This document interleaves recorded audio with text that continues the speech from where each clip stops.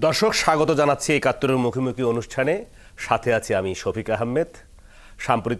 সাম্প্রতিক পরিস্থিতি নিয়ে আজ আমরা কথা বলবো। আমাদের সাথেও একাত্তরের স্টুডিওতে উপস্থিত আছেন প্রধান উপদেষ্টা নোবেলজয়ী ডক্টর মোহাম্মদ ইউনূসের প্রেস সচিব, অন্তর্বর্তী সরকারের মুখপাত্র জনাব শফিকুল আলম।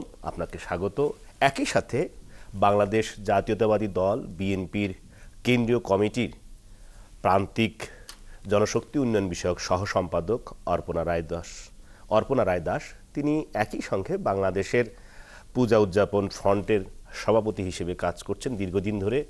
অর্পণা রায়, আপনাকে স্বাগত একাত্তর স্টুডিওতে। মূলত আজ আমরা কথা বলতে চাই বাংলাদেশের সনাতন ধর্মাবলম্বীদের অনেক ঘটনা প্রবাহ নিয়ে। বাংলাদেশে কতটুকু ঘটছে, আপনারা নিজেরা কতটুকু সেটিতে অ্যাফেক্টেড হচ্ছেন, আক্রান্ত হচ্ছেন, সেটি আজকে আপনারা বলবেন। আপনি বলবেন আপনার কমিউনিটির, আপনার ধর্ম অবলম্বী এবং আপনার কমিউনিটি সম্পর্কে।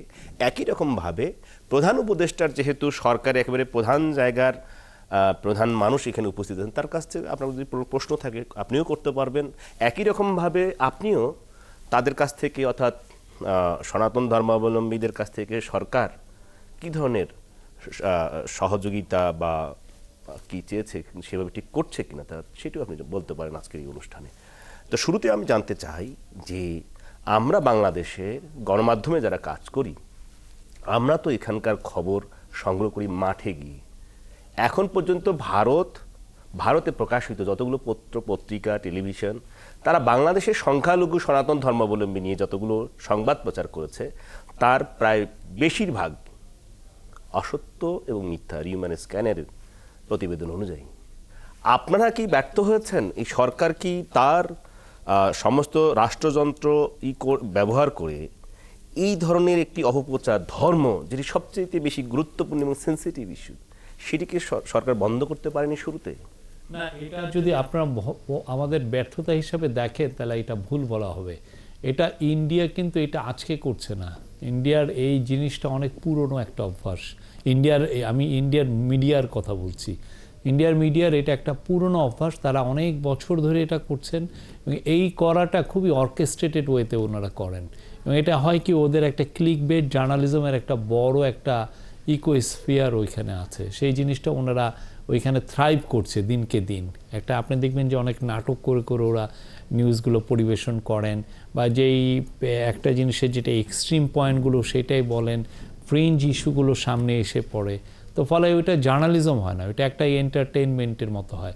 এখন এটাকে আপনি কিভাবে কাউন্টার করবেন, এটা একটু বড় কথা। কাউন্টারের বিষয় হচ্ছে যে আমরা যদি কাউন্টার করতে চাই, সেই ক্ষেত্রে আমার যেই লোকবল লাগবে সেটা আমার নাই। কিন্তু আপনি নিজেও তো দীর্ঘদিন, না, আমরা এটা একজনে এটা পারবে না।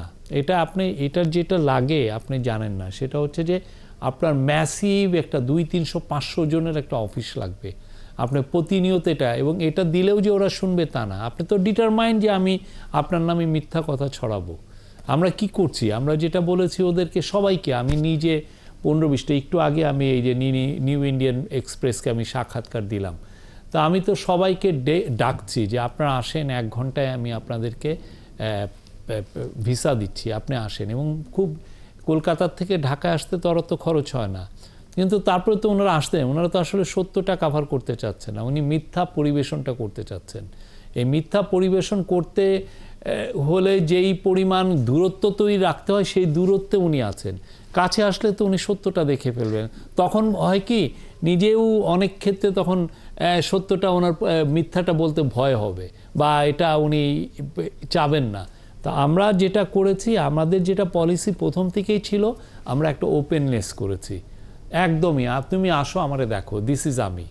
আমার এখানে যে আইসোলেটেড ইনসিডেন্ট হচ্ছে না, আমি তো অস্বীকার করছি না, আইসোলেটেড ইনসিডেন্ট হয়েছে।